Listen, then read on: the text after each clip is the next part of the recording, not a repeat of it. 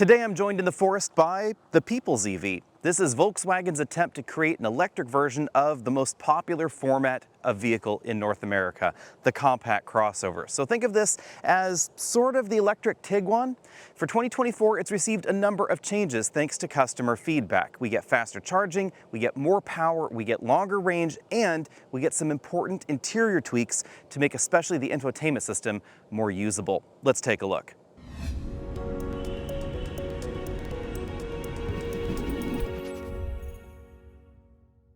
2024 is more of a tech refresh than a design refresh for the ID.4. So we find new motors, tweaks to the batteries, infotainment systems, etc. But the bulk of the design is the same as last year. And for me, that's a good thing because I've always liked the design of the ID.4.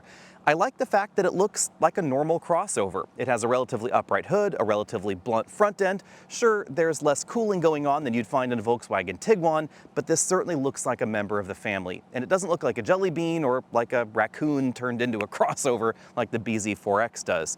We have full LED headlights here with an attractive sort of basket pattern to the outer module, the LED light bar that is spreading across the entire Volkswagen lineup, and of course the illuminated Volkswagen logo there as well. But you notice that the front end, it's relatively high for a modern EV. So something like a Genesis GV60 or even a Tesla Model Y, the front end definitely comes down an awful lot more, giving this definitely more of a boxy vibe. Now, when I say boxy, clearly I mean boxy for a modern EV, because of course the roofline does drop down towards the rear. And that's the big reason that you'll notice we have less cargo space in this than something like a RAV4 or a CR-V. It's the reduction in roof height, especially back here in the cargo area. On the other hand, we have a lot of interior space, and the upright format of this is really obvious when you compare its length against a number of key competitors. This is 180.5 inches long, so about the same size as a Mazda CX-5 or a Toyota RAV4. It's 7 inches shorter than a Model Y and a whopping 12 inches longer than the Blazer EV that we just leased for 24 months. If you want to know how this stacks up against the Blazer EV, be sure and stay tuned for that video. Some might say this is a more natural competitor to the Chevy Equinox, but interestingly, the Blazer EV is actually the cheaper one in that duo, at least for the moment, because the Blazer has some fantastic deals on it, and oddly, this model here was almost exactly the same price as far as MSRP goes as that Blazer that we just leased for 2 years. So be sure and stay tuned for that particular video. Moving around to the back, again, we have the very in-the-family Volkswagen looks with the red light pipe, the red Volkswagen logo right there, and red LED turn signals and brake lights on each side. You'll notice that the hatch is a little bit higher than some. I definitely have kind of a lot of stuff going on in the trunk right now, but the load-in height, it's a little bit higher than some of the options out there just due to the general design of the vehicle. But I appreciate the fact that Volkswagen has given us this black plastic lower portion of the bumper, so if it does get scuffed up in daily use, especially in urban environments, it's going to be a lot easier and cheaper to replace than a body colored bumper, which would have to be paint matched. So that's really going to be a practical thing, especially if you live in cities where you're doing a lot of parallel parking and bumper rash ends up being a problem. It's a little bit difficult to see on camera, but I also appreciate the smaller details inside these light modules, like these little diamond shapes in here. They match what's going on with the headlights up front, just help dress things up a little bit. If you're a fan of rear wipers, rejoice because we have one here in the ID.4, and if you're a taller person, you'll be happy to know that the hatch opens nice and high. I'm 6 feet tall. I definitely have a reasonable amount of clearance between my head and that hatch right there, and that's a common complaint with some EVs, especially the really slinky profile EVs, is that the hatch doesn't open terribly high. And even at my height, I would find myself bopping my forehead right there, especially on that latch. The big deal for 2024 is that most versions are going to get a new rear electric motor, but importantly, not every trim will get that new motor in the back. If you get the standard range battery pack, 62 kilowatt hours, you'll still have the old 201 horsepower motor in the rear. It will DC fast charge slower than this model, and we don't get all the same interior tweaks. On the other hand, we get a sub $40,000 MSRP price point, and it still qualifies for the $7,500 tax credit, along with the entire rest of the ID.4 lineup sold in the United States. And that's because every ID.4 sold in the US is built right here in the United States. Now, if you get the upgraded 82 kilowatt hour pack, that's where we find a lot of the improvements that we're talking about in this video. And this is going to be the one that most people are going to choose. It's going to be the longest range version. The rear-wheel drive model now will give you 291 miles of EPA range. and it's going to be the most powerful version as well, with the dual motor model coming in at 335 horsepower total and 263 miles of range. That's all thanks to that new electric motor in the back, which is now good for 282 horsepower and is also more efficient than the outgoing motor. That gets the rear-wheel drive version 0 to 60 a full 2 seconds faster than it was able to do that last year. And if you get the all-wheel drive model, it's 1 second faster than last year. That's thanks not just to the rear electric motor, but also to some changes with the rest of the electronic control systems in the vehicle. Basically, it will ramp power output from the battery faster than last year, and it seems like it can dissipate a little bit more power than before as well. Interesting twist, the observant among you may notice that actually narrows the gap in terms of performance between the all-wheel drive and the single motor model. It was definitely a pretty big gulf previously, and it's an awful lot closer now. Volkswagen chose to give the ID.4 a really strong rear power bias.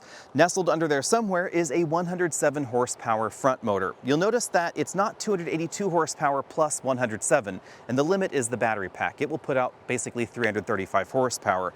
So when it's delivering 100 horsepower to the front, it can deliver 230 horsepower or so to the rear. That's how that power is going to balance out. A lot of folks will notice there's no front trunk here. That makes sense to me, of course, because the hood is really short. And remember, this is significantly shorter than most of the options with front trunks. I think they could have given us a small storage cubby, however, for charge adapters or cords, something along those lines in that area. The last thing you should know about under the hood, or not know about, I guess, is that there is no heat pump for US-bound ID.4s. That is something that we have seen in other world markets here and there, but for the United States, no ID.4 has received a heat pump, and it doesn't look like we're going to get one, at least not for 2024. We don't know what the future holds, but if you're interested in a heat pump for better winter range performance in colder climates, you might want to look at some of the other options because they are going to be significantly more efficient when it comes to heating the cabin. If you're not a fan of sitting really close to the ground, you might want to check out the ID.4. Thanks to the boxy profile, for me at 6 feet tall, it's pretty easy to be pretty upright when driving, even though this one has the glass roof here. Now, it does have a power shade, which means that it restricts headroom a little bit versus a regular roofed vehicle or a vehicle with just that big, huge, non-closable glass roof. But I like the combination of being able to open it for some extra light, but also being able to close it off when I don't want the sun shining right on me. As you can see, you can get fairly upright in here, and that's definitely a big difference between this and some of the more station wagon-like seating positions we find in so many EVs. We have a tilt telescopic steering column with a reasonable range of motion there, although I do wish it kind of went up a little bit higher. This model has 2-position seat memory. We also have seat back massage. It basically inflates and deflates the bolsters in the seat, and 4-way adjustable lumbar support right there. The passenger seat, it has basically the same range of motion as the driver, including that 4-way lumbar support, which is a nice touch. How roomy you find the interior is going to depend largely on where you put the front seats. But importantly, you have that choice in the ID.4. Do you want to sit more upright, which is going to give us more legroom in the back, like we see right now, with about 4 inches of clearance between my knees and this front seat back, adjusted for me at 6 feet tall? Or do you want to be in a more relaxed position, which would effectively give me less legroom in the back and would mean you really couldn't put a rear-facing child seat behind me driving? But in this position, you could. And in something like a Kia EV6, for instance, it's really low and really reclined. So even though it may look like it has more legroom here and there, some different dimensions, you'll notice it actually feels quite a bit smaller inside. Also, versus something like a Blazer, this could be competitive even though measuring from the firewall back here to the hip point, the Blazer is several inches larger. But again, it's going to depend on exactly how you're sitting inside. For instance, this front seat is all the way down and all the way back in its tracks, suitable for a taller person I had sitting up front, and you notice legroom is cut pretty drastically there. On the other hand, the square profile means that my head is not right against the side of the vehicle, like again you do find in that Kia EV6, and I found the rear seats to be pretty comfortable. They also have a 60/40 recline design, and as I will mention to you in just a moment, we also have a ski pass-through in the middle, which adds extra practicality. Behind the power hatch, we get 30.3 cubic feet of storage space, making this one of the largest cargo areas in this segment. Notably larger than something like a Blazer EV, even though that's about a foot longer overall. Right about the same kind of cargo space that we find in a Model Y, even though that Model Y is about 7 inches longer. Now, yes, the Model Y does have a front trunk. It's a 4 cubic foot front trunk, but there's no real mystery as to where that front trunk comes from. It comes from the fact that the vehicle is 7 inches longer. And you know where 7 inches would make more sense sense would actually be right back here. If you take the sectional profile of the ID.4 and you stretch this out 7 inches, you'd have a massive cargo area in the back. So if I had one request from Volkswagen, it would be to have a slightly longer body in the next generation so we could have class-leading cargo capacity even when pitted against some of those models that are bigger with front trunks. But back to this cargo area. We have a hard cargo cover. If I take it out, one flaw I think in this design is that there's nowhere to put this hard cargo cover. In fact, it doesn't even quite want to sit flat on the floor there in the back. You can squeeze it in and make it fit if you really needed to, but it's probably best just to take it out and leave it at home if you want to put something bulky back here.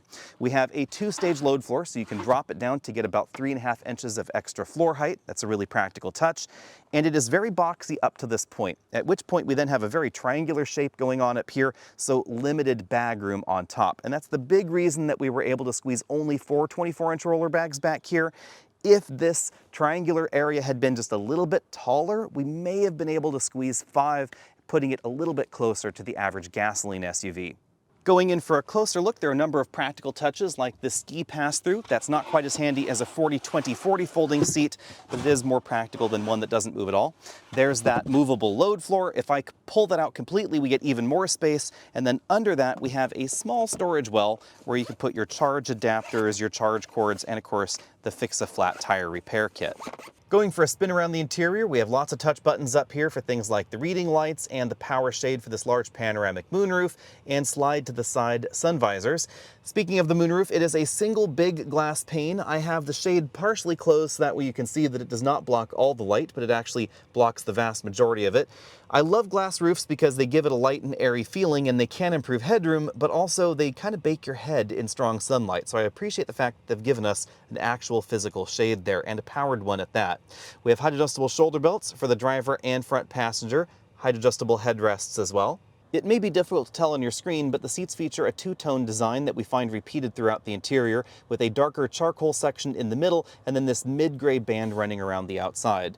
In perforations, we find the ID logo there just below the head restraint, and then perforations, of course, in the seat back and seat bottom cushion because these seats are both heated and ventilated.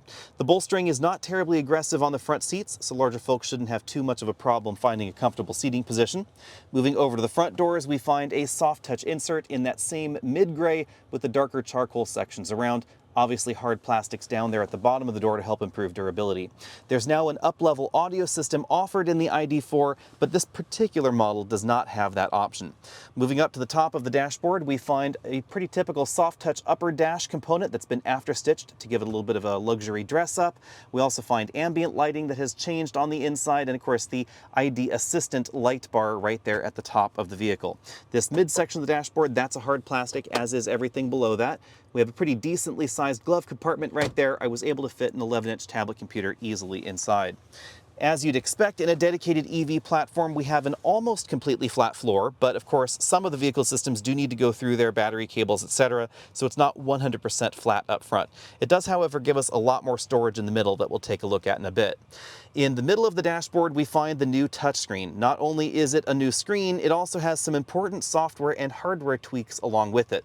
The most notable of which is that these touch bars down here at the bottom that control volume and temperature, etc., those are finally backlit. At night, it was kind of difficult to see what was going on previously, but it's certainly a lot easier now.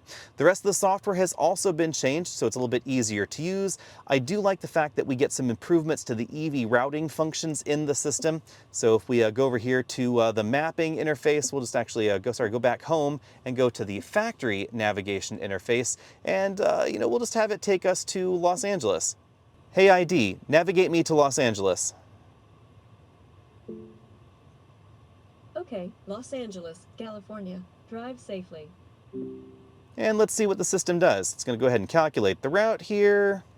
As you can see, the software has automatically added charging to the route, and it's also offered us some dining options nearby that charge station, which I think is actually a really practical touch. So we're going to need to spend 25 minutes there, but there are these two restaurants nearby, and you could be there for, it says 17 minutes basically. So you get some takeout, etc. That's kind of a handy touch. I also really appreciate the bigger screen size. On the driver's side, we get the same sort of small LCD instrument cluster right there. It has the basics, and that's all I'm interested in. But then we get a new shifter right there. It's now column mounted, so as the column moves up and down, you can see it moves up and down with the column. I do like the new generation of column shifters we're finding in a lot of vehicles, not just EVs, whether it's these twist to shift designs like we find in this model, or the pull and then move up and down designs that we find in some other vehicles. They free up a lot of space in the center of the vehicle, which is certainly what we see here in the ID.4. Two big cup holders there, large storage compartment there with the wireless charging, and then a pretty big center console storage area where you could put a ton of knickknacks. It also goes really deep under the front there. But you notice we don't get a two-tiered storage area like you do find in some. The steering wheel is a round three-spoke design with some somewhat controversial touch buttons. Here's how they work. There's actually one physical button per bank, and it tells what option you've selected by where you're touching it as you push in. So effectively, it gives you haptic feedback because not only can you feel that button move, but there's also a native haptic feedback thing in each of these button modules. We find the controls for volume up, down, and the cruise control over here on this side, track forward, backward, heated steering wheel, and some controls for that small multifunction display over there on the right. Now, in case you're wondering, Volkswagen has not addressed the other controversial choice in this interior, which is the fact that we only get two window switches. And this is a design that seems to be spreading actually in the industry because the new Polestar 3 has the exact same design, and I believe the Volvo XC90 does as well. Here's how it works. Right now, since rear is not illuminated, these are the front window switches. Then I tap that, and then these become the rear window switches. Honestly, this appears to be, at least in my opinion, to be an answer in search of a question, but I'd love to know what you think about that. Before we get this out on the road, we should talk wheels, tires, and turning radius. This all-wheel drive model has a staggered tire setup, so wider tires in the back, 255 millimeters back there, 235 up front. 20-inch wheels, but relatively high aspect ratio tires. These front tires are 235/50 R20, so we actually get a little bit more cushion than we find, especially in most of the EV competition, definitely giving this a better ride than we find in those really ultra-low profile options out there. That makes sense, of course, because Volkswagen says the ID.4 is the everyday driving EV. It doesn't have an overtly sporty mission, even though it does have a lot of power, it's pretty quick, and it does have those wide tires in the back. This is the kind of vehicle designed to daily drive. Take to the mall, take the kids to school, do your daily commute, etc., and have a little bit more fun when you want to. And because of that more urban and suburban mission, we have an incredibly tight turning circle in this model. Just 31.5 feet if you choose the rear-wheel drive version. If you choose the front motor, then obviously that is going to stretch out a bit because we have a slightly different suspension up front for the CV joints, etc., but it is still going to be one of the tightest turning radiuses available in a modern EV. And that's why this tire and this wheel are turned so far. You'll really notice that when you see one of these in person turning around. The front tires definitely have a lot more turn to them than something like a Blazer or an Equinox. Out on the paved road, we notice a little bit of Jekyll and Hyde personality in the ID.4. Previously, it was more mild-mannered. This time, they decided to give it a lot more power, and they decided to have that power ramp up much more rapidly. This went 0 to 60 in 4.8 seconds. That's significantly faster than the pre-refresh model. And even the rear-wheel drive model, as I said before, is notably faster than before. It's actually a bigger improvement there in the rear-wheel drive model than we found in the all-wheel drive model that we're driving here. This is significantly swifter 0 to 60 than an Equinox or a Blazer or a wide variety of those more mild-mannered, more mainstream options. And then there's the fact that Volkswagen decided to put the bigger motor in the back. That's a big and interesting decision to make for what's ostensibly going to be the people's car. Now, the way that Volkswagen uses this motor imbalance is a little bit different than, say, the Equinox with its bigger motor up front. Because in the bigger motored Equinox, it's not going to send much power to the back at all unless there's front wheel slip. Then it's going to start moving power to the rear. So it feels more like a 1990s slip and grip style all-wheel drive system. This is more predictive in nature than that. So in the all-wheel drive model, if you floor it, it's definitely going to send a lot of power to the front. You will feel just a vaguest hint of steering wheel pull, but keep in mind most of the power is still happening on the back. So it's definitely going to give you that push around a corner that you get in a strong rear power biased vehicle. It's really the defining character of this ID.4. Mild-mannered on the one side, now pretty darn quick on the other side. It also stops relatively rapidly as well. 120 feet from 60 miles an hour to 0. That's definitely shorter than the bigger and heavier EVs that you might want to be cross-shopping with this, and actually right in line with something like a Tesla Model Y. Certain versions of the Y will be a little bit shorter than this, but sort of the mainstream flavors, they're going to be right in this same neighborhood here. When it comes to handling, I'm going to give this an A-.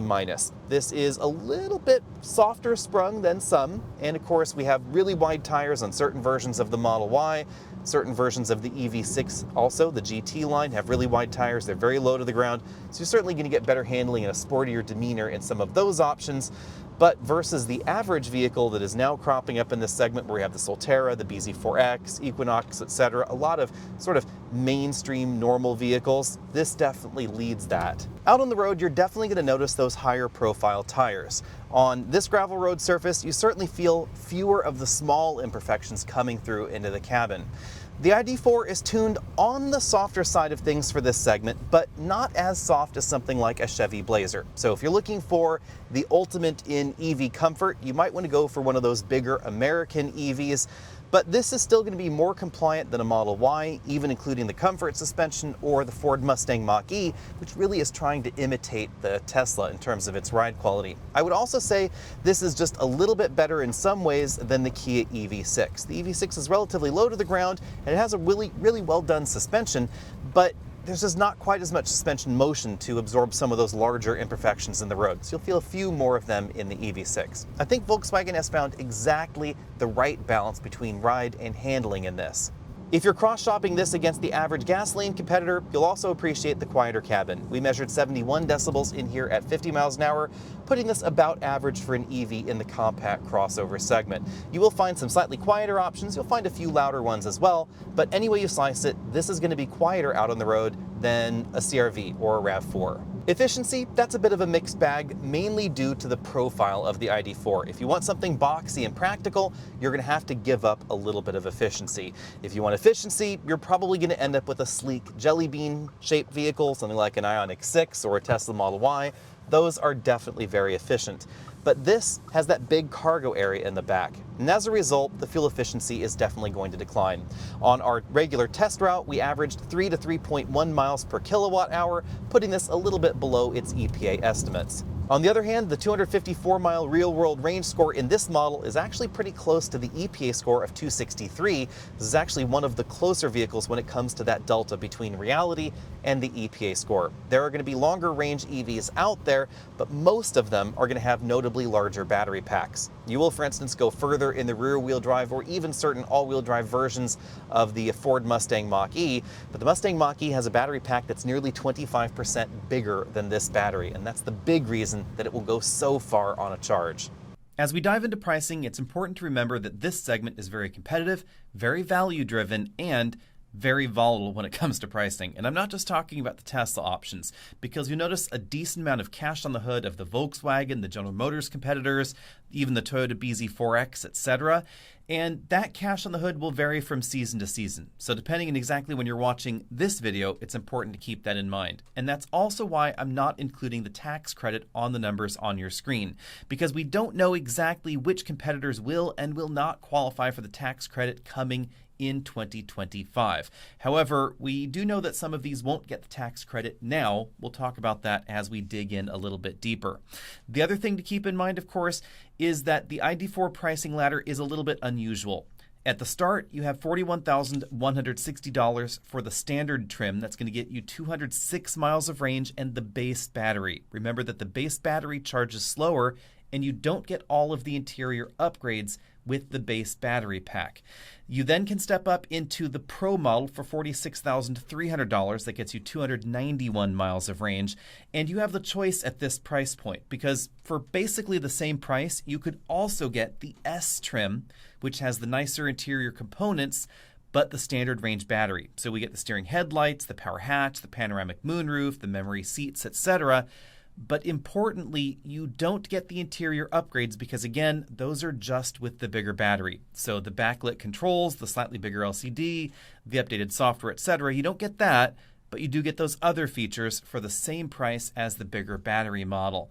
So you just have to choose which is right for you. And of course, if you want those features and the bigger battery, that's going to be $51,420. Now bear in mind that all ID.4s, including the base battery models, qualify for the $7,500 federal tax credit. You add the tax credit on the hood, you end up at $33,660 starting, and there are always going to be some deals out there, so you could probably get a base ID.4 under $30,000 with relative ease. That puts it effectively at price parity with a wide variety of gasoline crossovers that you might be cross-shopping against it.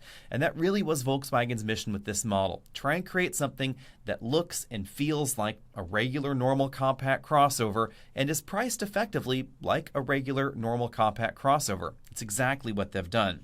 Now, if you're shopping for one of these, I'm assuming you've decided to go electric already, so let's just dive into the electric competition and see how it stacks up. The first model, obviously, we need to talk about is the Tesla Model Y. It's the elephant in the room. It also qualifies for a $7,500 tax credit, and it can get down to relatively low price points. However, the base model is always going to be more expensive base model to base model.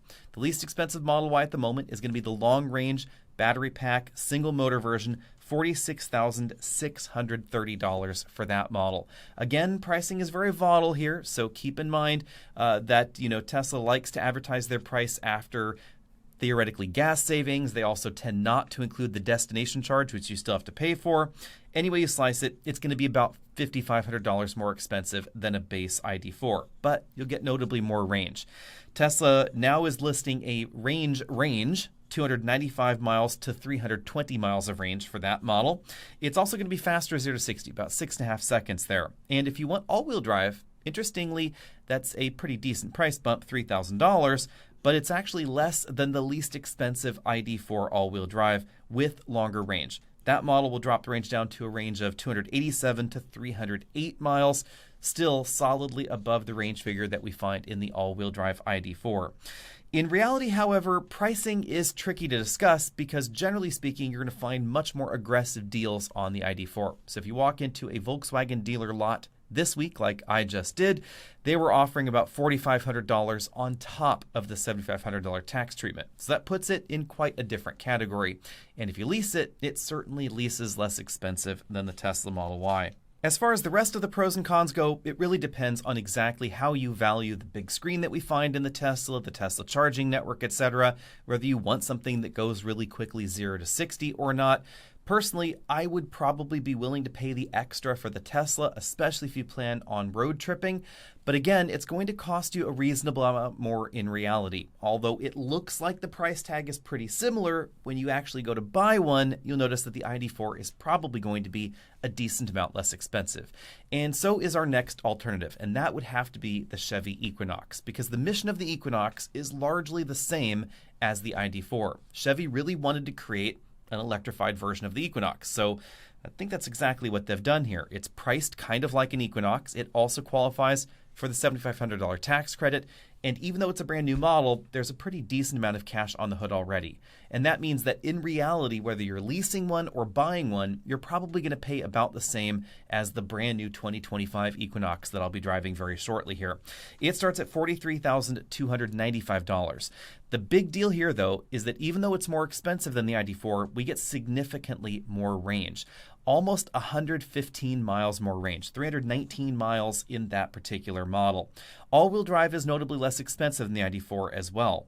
You might also be considering the Blazer against the ID.4. The important thing here to keep in mind is that the Blazer is definitely in a different category. It's a bigger vehicle, we have more legroom, it is notably larger on the outside as well, and it can get more expensive depending on those deals. Now, I say depending on the deals because the ID.4 we were driving right now is actually about the same price as a base Blazer today. And if you go to a Chevy dealer, you're probably going to actually get that Blazer for less than most trims of ID.4. Pricing has been especially aggressive on 2024 Blazers, likely because of some of the, honestly, pitfalls and issues they've had launching the 2024 Blazer. But it does mean that you can get a pretty decent deal on one. That's exactly why we picked one up recently for our next long-term tester. Let's get back to the Equinox. Although, admittedly, this actually affects the Blazer as well. Charging speeds on the 85 kilowatt hour pack in the Equinox could be a little bit faster or a little bit slower than the ID.4, depending on which Volkswagen battery pack you get. But there's a big asterisk here. You will not actually get 150 kilowatt charging in the Equinox or the Blazer at most 150 kilowatt stations in the United States. And that's because most 150 kilowatt stations have a maximum current of about 350 amps. This is going to depend on the exact station you're connecting to, but the important thing here is that the Chevy Ultium platform has relatively low voltages. So if we're talking about the 10 module Ultium pack, which is what's in the Equinox and in the base Blazer, it has a nominal voltage of just under 300 volts, about 296 volts or so. And that means it is not possible for a DC fast charge station that tops out at 350 amps to put out 150 kilowatts with this battery pack, because it would require a higher voltage. Now, moving along, let's talk about some of the other options here. Of course, we have the Toyota BZ4X. I think this is a solid cross shop to the ID.4, again, because of the deals. And uncharacteristically for Toyota, there are a decent number of deals on the hood of the BZ4X. I'm not the biggest fan of its design. I do think it is, a little ugly up front, let's be perfectly honest, and the ID.4 is much more attractive to my eye. But we do get more range in the base model, 252 miles there, and we get a reasonable amount with the all-wheel drive, 236 miles. But you will find the all-wheel drive model seemingly for less than the all-wheel drive ID.4. So you have to give up a little bit of range versus the Volkswagen, but you're going to find a pretty screaming deal on it. And if you want a more attractive BZ4X, you can get the Subaru Solterra. Now, my big complaint with the BZ4X and the Solterra is that the AC charging rate is a little on the slow side. The DC charging rate is pretty darn glacial.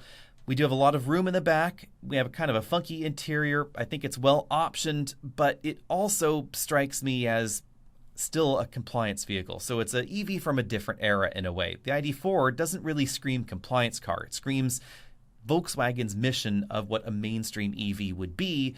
The BZ4X sort of kind of seems like it was phoned in. Let me be honest there. Let's move on to something that wasn't phoned in. That's the Mach-E. The Mach-E comes across as a really good impersonation of a Tesla maybe about 4 or 5 years ago. They have updated the Mach-E, and they've updated some of the electronics substantially, but it still comes across as, an imitation of the Model Y, for better or worse. There are 2 battery packs offered. One is going to give you 250 miles of range standard, so more range than we find in the ID.4, and you can get all-wheel drive with that battery. That's the other interesting thing, is that Ford has a lot of variation available in the Mach-E. We also have an LFP battery in that base model. That's a really, really important touch here. The LFP battery can be charged regularly to 100%. So if you want to charge it to 100% all the time, no problem with the standard range battery. You can get 250 miles every day. The downside is that DC fast charge speeds are slow on that base battery pack, just a factor of the LFP chemistry. But that does mean that you effectively have notably more range available than in most of the base battery competition. If you are following the instructions, you get a 206-mile range ID.4, and you only charge it to 80% every day, you're getting a lot less range in that battery. Yes, you could charge it to 100% for that longer road trip when you needed to, but it really does mean that on a regular basis, you're not going to have that range available if you're really, really worried about it. Again, in a rational world, I don't know if I'd worry about it, but a lot of people want that security net, that extra little bit of safety. And of course, if you want more than 300 miles of range in the Mach-E, you can certainly do that. If you want a really fast version, you can get the GT, you can get the new Rally Edition, etc. There's, of course, the Rally Edition, which is unlike anything else in this competitive set, but there are downsides. The Rally and the GT are definitely pretty darn pricey, and no Mach-E gets the federal tax credit. And that seems to be because of where the battery is manufactured. Ford has really been diverting the batteries that qualify for the federal tax credit to the Lightning. And that sort of makes sense because the Lightning is the headline model. It's the more expensive model. I think they're really encouraging different kinds of shoppers to get into that vehicle with that. On the Mach-E side, you're probably better off leasing it because on the lease side, it looks like they're going to give some sort of discount on the lease rate in order to help compensate for that. Bottom line with the ID.4, it does exactly what Volkswagen wanted it to do. It's a compelling EV for someone that's interested in a RAV4 or a CR-V or a Tiguan or something along those lines, and maybe they want to try an electric vehicle this next time around. It drives very much like a regular crossover, albeit a little bit more fun because the motor's in the back and you have more pep. But the rest of the driving nature, the way that it handles, the way that it rides out on the road, it doesn't ride like a Tesla, which is actually a very good thing for the ID.4. It's not going to be the most exciting entry compared to something like a Model Y Performance, but it definitely is going to be very normative. And if that's what you want out of your next EV, this is a great option. On the other hand, again, if you plan on road tripping a lot, you really want that reliable DC fast charging, you certainly want to take a look at the Tesla Model Y. And if you're looking for deals, you might want to check out your Chevy dealer, because if you can put up with not having smartphone projection, you can get some fantastic deals on both the Blazer and the Equinox as well. Now for 2025, the Equinox is getting unexpectedly already a bit of an upgrade in extra power, but we don't know too much about that, so stay tuned for later. I'll see all of you next week.